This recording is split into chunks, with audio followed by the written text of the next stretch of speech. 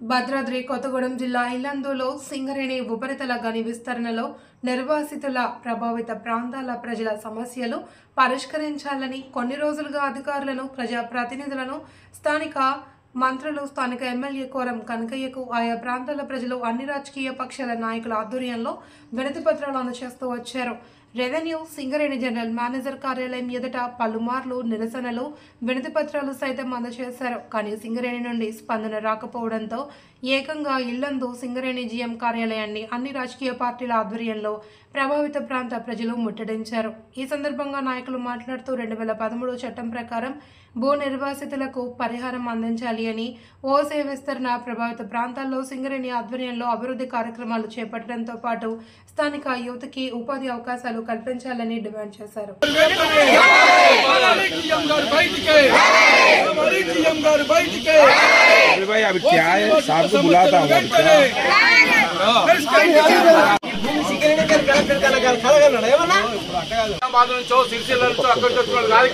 ఎల్లందులో పుట్టి ఎల్లందులో ఉన్నటువంటి కార్మికుల పిల్లలు కార్మికులు అదే కార్మిక కుటుంబాలు ఇది ఇలా ఏడాది నష్టం ఏంటిదని అడుగుతున్నాం మేము.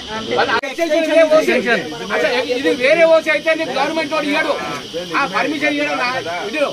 వేరే ఓసీ అయితే గవర్నమెంట్ పర్మిషన్ ఇవ్వదు, సెంట్రల్ గవర్నమెంట్ పర్మిషన్ కావాలా? ఇది ఎక్స్టెన్షన్ ఓసీ, ఈ ఓసీ అక్కడ పక్కకున్నాడుకేమో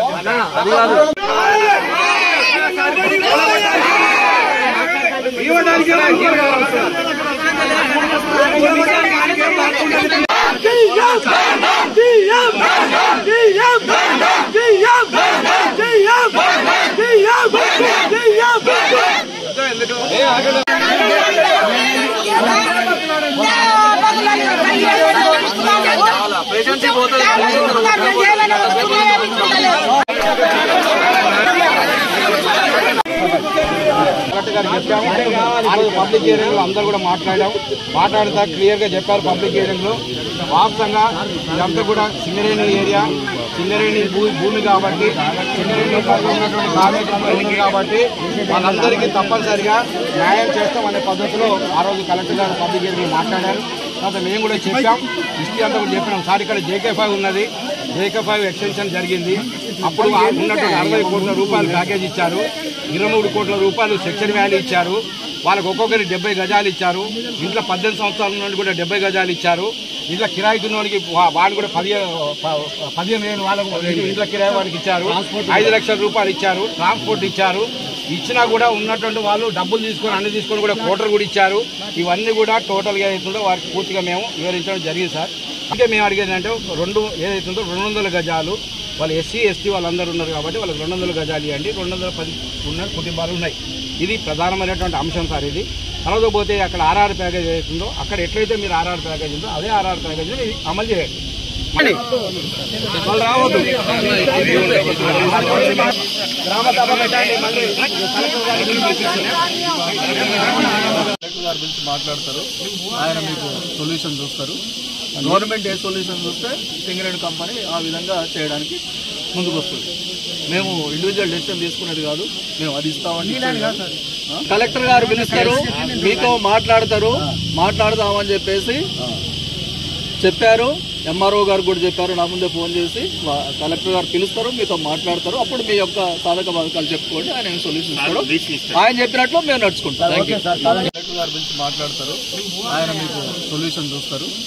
గవర్నమెంట్ ఏ సొల్యూషన్ చూస్తే సింగరేణి కంపెనీ ఆ విధంగా చేయడానికి ముందుకు వస్తుంది. సంబంధించినటువంటి సింగరేణి విస్తరణ కోసం ఏదైతే సింగరేణి యజమాన్యం కానీ ప్రభుత్వం కానీ తీసుకున్నటువంటి నిర్ణయాలు ఏవైతే ఉన్నాయో వాటికి ఉన్నటువంటి నిర్ణయాల ప్రకారంగా అక్కడ నిర్వాసితులు ఎవరైతే ఉన్నారో ఆ పోయేటువంటి నిర్వాసితులు కావాల్సినటువంటి సౌకర్యాలు ఏవైతే ఉన్నాయో ఒక 22 డిమాండ్ల మీద మనం సింగరేణి యజమాన్యం కూడా ఇచ్చినాం. ఇంతకుముందు కలెక్టర్ గారు కూడా ఇవ్వడం జరిగింది, ఎమ్మెల్యే గారికి ఇచ్చాం, అదేవిధంగా మినిస్టర్ గారు కూడా ఇవ్వడం జరిగింది. ఇదంతా కూడా ప్రాసెస్ నడుస్తూ ఉంది. కాబట్టి సింగరేణి యజమాన్యం ఇవాళ ఏదైతుందో మరి ఇక్కడ సింగరేణి భూమి కాబట్టి ఎక్కువ బాధ్యత సింగరేణి యజమాన్యం మీద ఉంటుంది. ఎందుకంటే ఇంకా వేరే ఓపెన్ కాస్ట్ వస్తుంది కాబట్టి అక్కడ ఈ భూమికి అవసరం మాకు, కాబట్టి ఇయ్యలేమనే పరిస్థితి లేదు. దీంతో అలా లాస్ట్ చివరిగా ఉన్నటువంటి ఓపెన్ కాస్ట్ ఈ భూమి అంతా ఇక్కడ ఉండాల్సి వదిలిపెట్టుకోవాల్సినటువంటి అవసరం ఉంటుంది. కాబట్టి అందుకే మనం డిమాండ్స్ పెట్టాం. ముఖ్యంగా ప్రతి ఇంటి ఏదైతుందో 200 గజాలు ఇవ్వాలని, అదేవిధంగా ఈ R&R ప్యాకేజ్ అవుతుందో ఇవాళ JK5 ఎట్లయితే ఇచ్చారో అదే పద్ధతిలో R&R ప్యాకేజ్ ఇవ్వాలని, అదేవిధంగా క్వార్టర్స్ ఏవైతున్నాయో అది మందమరి శ్రీరాంపూర్లో కూడా అక్కడ ఇవ్వడం జరిగింది. దాని సర్కారు కూడా తెప్పిస్తా ఉన్నాం. కాబట్టి అది కూడా ఏవైతుందో వాళ్ళకి అక్కడ నిర్వాసిత ఉందో వాళ్ళకి ఇవ్వడం జరుగుతూ ఉంది. అట్లా కూడా ఇక్కడ కూడా ఇవ్వమని చెప్పేసి మాట్లాడుతా ఉన్నాం. ఈరోజు సింగరేణి ఓసీకి సంబంధించి మా అక్కడ ఉన్నటువంటి భూ నిర్వాసితులు, విజయలక్ష్మి నగర్ భూ నిర్వాసితులకు 2013 భూసేకరణ చట్టం ప్రకారం ప్యాకేజ్ ఇవ్వాలని, అట్లాగే సొంత క్వార్టర్స్ లో అలాగే సొంత ఇళ్లలో నివసిస్తున్నటువంటి వాళ్లకు ఆ యొక్క క్వార్టర్స్ వాళ్ళ సొంతం చేయాలా, సొంత ఇళ్లలో నివసిస్తున్నటువంటి వాళ్లకు పట్టాలు ఇవ్వాలా, అట్లాగే అక్కడ ఉన్నటువంటి నిరుద్యోగ యువతకు ఉద్యోగ ఉపాధి అవకాశాలు కల్పించాలా, అట్లాగే అక్కడ ఉన్నటువంటి ప్రజలందరికీ కూడా మౌలిక సదుపాయాలు, త్రాగునీరు, రోడ్లు, డ్రైనేజీ, పారిశుద్ధ్య పనులు కూడా సింగరేణి యాజమాన్యమే చేపట్టాలా. మొత్తం ఎఫెక్టెడ్ ఏరియాలో ఉన్నటువంటి సౌకర్యాలు ఏవైతే కల్పించాలో అక్కడే మనకు కొన్ని గ్రౌండ్లు ఏర్పాటు చేయాల్సింది ఉంది, కొన్ని చోట్ల కమ్యూనిటీ హాల్ ఏర్పాటు చేయాలా, అట్లాగే అక్కడ RO వాటర్ ప్లాంట్లు కూడా పెట్టాల్సినటువంటి అవసరం ఉంది. ఈ అన్ని డిమాండ్లలో మనం పెట్టాం. ఇవన్నీ పరిష్కారం అయ్యే వరకు ఓసీ పనులు ప్రారంభించకూడదు. ఆ ఓసీ పనులను మనం ఎక్కడికక్కడ ప్రారంభం చేయకుండానే మన సమస్యలు పూర్తయిన తర్వాతనే అవన్నీ పూర్తి చేయాలా. అప్పటి వరకు సింగరేణి సెక్యూరిటీ గార్డులు కూడా మన ఇళ్లలోకి వచ్చి దౌర్జన్యం చేసి రేకు మార్చుకున్నా, గోడ కట్టుకుంటున్నా, ఏమైనా కంచె చదివినా వచ్చి అడ్డుకుంటుండ్రు. వాళ్ళు అట్లాంటి అడ్డగింపులు చేయొద్దని కూడా ఇప్పుడు GM గారికి చెప్పాం. అదేవిధంగా అఖిలపక్ష నాయకులు అందరికీ కూడా పేరు పేరున ధన్యవాదాలు తెలియజేస్తా ఉన్నాం. ఏది ఏమైనా పోరాటాలు చేస్తేనే మన హక్కులు సాధించబడతాయి తప్ప మనం ఈ ఒక్కరోజు పోరాటం చేస్తే మన హక్కులు రావు. GM గారు దానికి అష్యూరెన్స్ ఇచ్చారు. ఏమని కలెక్టర్ గారిని, RDO గారిని, MRO గారిని పిలుస్తానని పిలిపించి మాట్లాడి ఆ రోజు ఒక్కొక్కళ్ళు సమస్యలు తెలియజేసి మనకి ఏవి కావాలో వాటిని సాధించేదాకా మనం పోరాటం చేయాలి. గవర్నమెంట్ తరఫున ఎమ్మెల్యే గారికి కూడా అఖిలపక్షం నుంచి వెళ్లి వారితో కూడా మాట్లాడి కలెక్టర్ గారు త్వరగా వచ్చేటట్టు ఇక్కడ ఏర్పాటు చేస్తాం.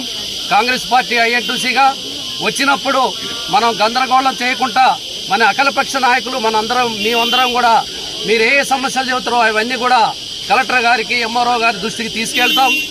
అయ్యాలను ఓసీ తీయడానికి ఫారెస్ట్ వాళ్ళకి ఎన్ని వేల కోట్ల రూపాయలు ఇచ్చి అడవి నరికేస్తానని సమాధానం చెప్పాలి. అంటే అంత ప్యాకేజీ డబ్బులు సింగరేణి లాభాల నుంచి తీసి నువ్వు ఓసీ తీయడానికి ఫారెస్ట్ వాళ్ళకి డబ్బులు ఇచ్చావే, ఇవాళ కనీసానికి ఇల్లు కట్టుకోవడానికి స్థలం ప్యాకేజ్ ఎందుకు ఇవ్వలేకపోతున్నావు? నీ సింగరేణిలో డబ్బులు లేకనా? అంటే అమాయకమైన ప్రజలు వాళ్ళు ఎట్లంటే అట్లా వెళ్ళిపోతారు. మనం ఏం లేకుండా చేతులు కడుక్కొని వెళ్ళిపోవచ్చు అనే పద్ధతి ఉంటే బిడ్డ, ఇక్కడ మేము ఉప్పు కారం తిని బతుకుతాం. 21 ఏరియాలో ఇవాళ ఇలాంటి ఈ ఆటుపోట్లన్నీ ఎన్నో సంవత్సరాలు చూసిన వాళ్ళం. ఇవాళ మీరు చెప్పినంత మాత్రాన ఇళ్లను వదిలిపెట్టిపోయే పరిస్థితి లేదు. ఇవాళ మీ సింగరేణిలో జరుగుతున్న అవినీతిలో మా ప్యాకేజ్ ఇచ్చేంత కాదు, మీ సింగరేణిలో జరిగే లాభాలలో మా ప్యాకేజ్కి వచ్చేంత కాదు. వాస్తవమా కాదని GM గారు ఒకసారి పరిశీలన చేసుకో. నీ సింగరేణిలో పాతిను అమ్మినంత కాదు మా ప్యాకేజీ, నీ సింగరేణిలో బొగ్గు తగలబట్టేంత కాదు మా ప్యాకేజీ. అది అర్థం చేసుకోకుండా ప్యాకేజీ లేదు, ఏం లేదు, ఈయన అయ్యా భూమి ఏమన్నా, ఈయన తాత భూమి ఏమన్నా ఇయ్యని పోంటాను పోవటానికి. ఇవాళ పోవటానికి లేవు. మన అందరం తిరుగుబాటు చేయాల్సిందే, సావోరేవో తెలుసుకోవాల్సిందే. ఇది సాధించుకునేంత వరకు మనందరం ఐక్యంగా ఉండి పోరాటాల ద్వారా మనం అన్ని ప్యాకేజ్ సంపాదించుకుని సాధించుకున్న తర్వాతనే మనం ఏదో ఒకటి తెలుసుకుందామని ఈ సందర్భం మీ అందరికీ తెలియజేస్తూ, అదేవిధంగా మన సమస్యలు ఇది ఎందుకంటే ఇప్పుడు ఇన్ని రోజులు మనల్ని వాడుకున్న సింగరేణి ఇప్పుడు ఏమీ లేదు పో అని ధూళిలాగా మనల్ని తీసిపడేస్తున్నారు. కాబట్టి ప్రతి ఒక్కరూ ఇంటికొక్కరైనా సరే కంపల్సరీ వచ్చి మనం పోరాటం చేయాలి. ఈ యొక్క ఇప్పుడు ఇచ్చిన రిప్రజెంటేటివ్స్ కలెక్టర్ గారికి ఇస్తానని చెప్పారు. కలెక్టర్ గారు కూడా మాట్లాడుతానన్నారు. ఈ యొక్క సమస్య పరిష్కారం కాకుంటే కంపల్సరీ మనం సింగరేణి యొక్క పనులను ఏదైతే ఓసీ పనులను మనం అడ్డుకొని కంపల్సరీ మనం దాన్ని ఏదైనా ఒకటి చేసి మనం ప్రాణాలు పోయినా సరే, ప్రాణాలను తెగించినా సరే మనం పోరాటం చేస్తేనే మనం ఈ సమస్యను పరిష్కరించగలుగుతాము. పోరాటం ప్రజలకు ఓసీ బాధితులందరికీ న్యాయం చేసేంత వరకు అఖిలపక్ష తరఫున మొన్ననే మన MRO అఖిలపక్ష పెద్దల తరఫున మనం వినతిపత్రం ఇవ్వడం జరిగింది. సింగరేణి మేము ముందుకు జరుగుతాం. ఈ పోరాటం అయ్యేంత వరకు, ఈ ఓసీ బాధితులందరికీ న్యాయం చేసేంత వరకు కూడా అఖిలపక్ష తరఫున మీ అందరం మీ అండగా ఉండి మీకు సహకారం అందిస్తామని చెప్పి కోరుకుంటూ, ఈ సింగరేణి పరిధిలో ఎంతో మంది నాశనం అయిపోతారు, ఎంతో మంది దుమ్ము ధూళికి రోడ్డు పాలవుతారు, ఎంతో మంది ఆగమైపోతారు.